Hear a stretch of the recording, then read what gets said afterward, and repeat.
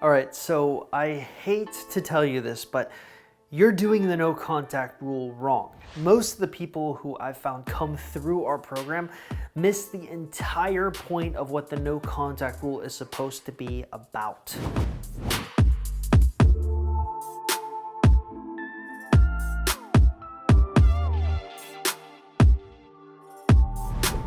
You see, we define the no contact rule as a period of time, usually between 21 or 45 days, where you cut off all conceivable communication with your ex after a breakup.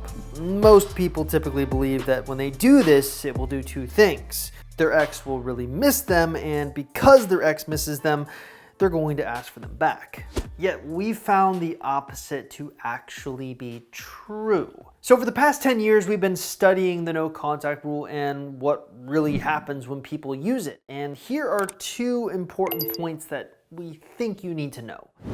See, our research has found that 64% of exes actually won't even reach out to you at all during the no contact rule. Yet no contact is present in over 95% of our success stories. So, what's going on here? Well, we believe that the big thing that people are missing with regards to the no contact rule is actually your mindset during the no contact rule. The no contact rule in and of itself breeds this false belief. The false belief, of course, being that if you complete a no contact rule, your ex will suddenly miss you and fall back in love with you. Yet, we find that's not true.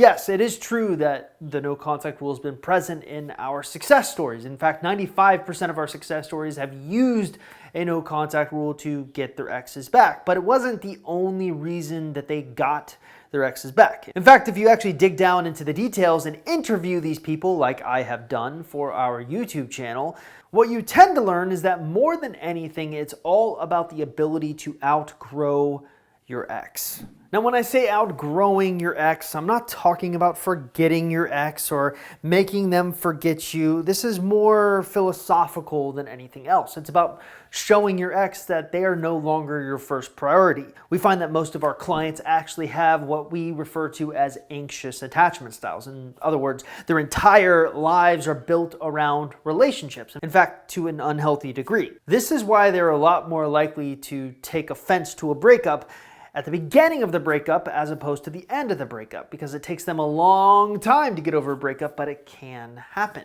We're simply trying to facilitate that growth faster so that someone with an anxious attachment style can actually get to a place emotionally where they've outgrown their ex, where they have accepted the reality that they may not get their ex back, and then if they can talk to their ex with that mentality, the results tend to be better. This is how the no contact rule should be done. It shouldn't be about making an ex miss you or manipulating an ex. It should be about you spending all of your time during no contact on you instead of on your ex. Hey there, real quick, I want to say that if you're new to this YouTube channel or you're trying to figure out what you should be doing to get your ex back and you're trying to learn if you even have a chance in your specific circumstance, probably the smartest thing for you to do is actually stop by our website, www.exboyfriendrecovery.com, or take our Ex Recovery Chances quiz that can be found at exboyfriendrecovery.com.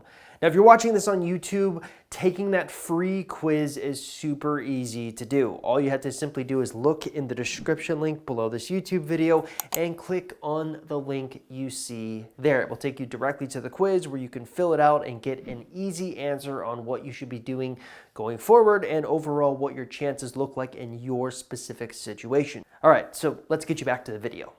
This works perfectly in tandem with the avoidant sort of concept with regards to the no contact rule. So a lot of people don't understand this, but they believe that people with avoidant attachment styles just don't like relationships. And this is simply not true. In fact, if you actually sit down and talk to someone with an avoidant attachment style, they want relationships very badly. They just find them difficult to be in because their independence is becoming threatened. And when their independence becomes threatened, they push that person away and want nothing to do with them until later. You see, one other calling card of someone with an avoidant attachment style is they're really big into fantasizing about past relationships. So one of the best things that you can do during a no contact rule is simply give your ex space so they get to this place emotionally where they think they can't get you back anymore. And this gives them permission to begin to miss you and have nostalgia and kind of think about the really great moments that you had together.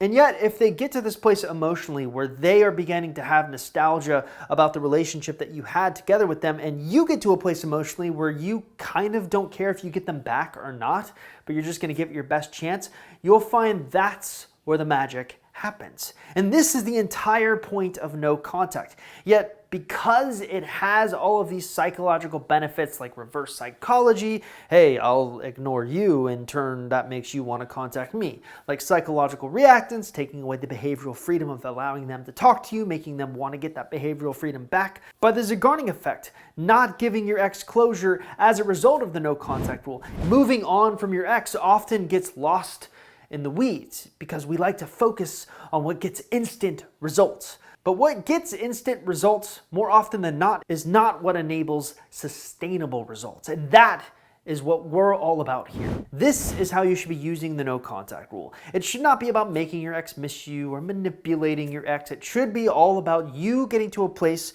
where you no longer have your ex as your first priority. Now the challenge is, how do you get to that place? I've already stated that I believe most of our clients are pretty anxious by nature. And if you really think about it, it does make sense. People who want their exes back will tend to be very anxious by nature because they're going to be the only types of people that go online and search for advice on how to get their exes back. YouTube might be a little bit different because of the suggested videos aspect. You know, you could be watching a video based on attachment styles and one of my videos can come up and you pop on it and say, look at this fool trying to help people get their exes back. They're not always anxious at all. They're just interested. But what's interesting is someone with an anxious attachment style will have a really hard time outgrowing their ex because they cannot see past their ex. This is oftentimes where I preach the concept of becoming more secure, exhibiting more secure attachment style qualities. What does a secure person do after a breakup? Well, they don't become cold about the relationship. They don't try to push it off and avoid the relationship. They do allow themselves time to grieve. Sometimes they do exhibit a few anxious tendencies, but more often than not, they pick themselves up off the ground and keep going. They aren't afraid of failure. They recognize that failure is an opportunity to improve. Yes, this relationship failed, but what can I learn from the relationship so that my next one is better? Oftentimes, they don't even consider getting back with their ex because once they have enough distance, they allow themselves time to pick up the pieces and truly analyze what went right in that relationship and what went wrong in that relationship. They might point to, hey, my ex was very verbally and emotionally abusive. I'm not sure I want to get back with someone like that. And this is all we're trying to get you to do. We're trying to get you to treat your breakup during the no contact rule like a secure person would. Take stock and really think about the fact, hey, do I want this person back? If you still do at the end of no contact and you still feel like you want to give it a chance, then give it a chance. But do not begin to talk to your ex until you know for a fact you have outgrown them and you will not be broken if you don't get them back. This is the secret sauce no one talks about, and this is how the no contact rule should be used.